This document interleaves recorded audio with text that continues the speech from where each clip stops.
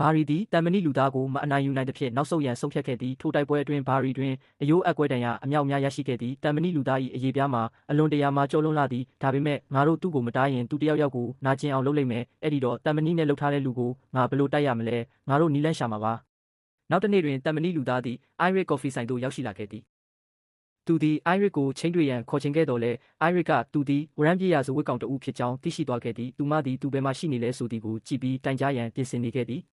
အိုင်ရစ်စီအခုပဲဖုန်းဆက်လိုက်စိတ်မကောင်းပါဘူးပျက်စီးဆုံးရှုံးမှုတွေရှိသွားပြီးစစ်ဆောက်ကိုဒီအချက်လက်အားလုံးကိုခွဲခြမ်းစိတ်ဖြာခဲ့သည်သူသည်ဘာရီအနေဖြင့်တန်မဏိလူသားကိုအနိုင်ယူနိုင်မည့်နည်းလမ်းတစ်ခုကိုရှာဖွေတွေ့ရှိခဲ့တော်လဲပြင်းမှာအလွန်တရာခက်ခဲလာသည်ငါဘယ်လောက်အထိမြန်ပြေးရမလဲမင်းသူ့ကိုမက်တတမတဝင်းကျင်အရှိန်နဲ့တိုက်ရလိမ့်မယ်ဘာရီကိုတနာရီမိုင်800အရှိန်နဲ့တစ်ခုခုကိုတွားတိုက်ခိုင်းမလို့လား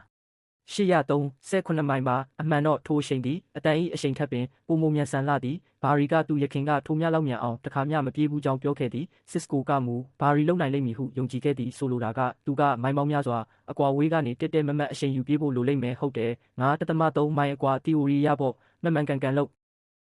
ဒါဆိုမင်းသူ့ကိုလဲကျသွားအောင်လုံနိုင်လိမ့်မယ်အကယ်၍မှားယွင်းသွားရင်တော့မင်းခန္ဓာကိုယ်တွေကအယိုးတွေအကုန်ကြေမွသွားလိမ့်မယ်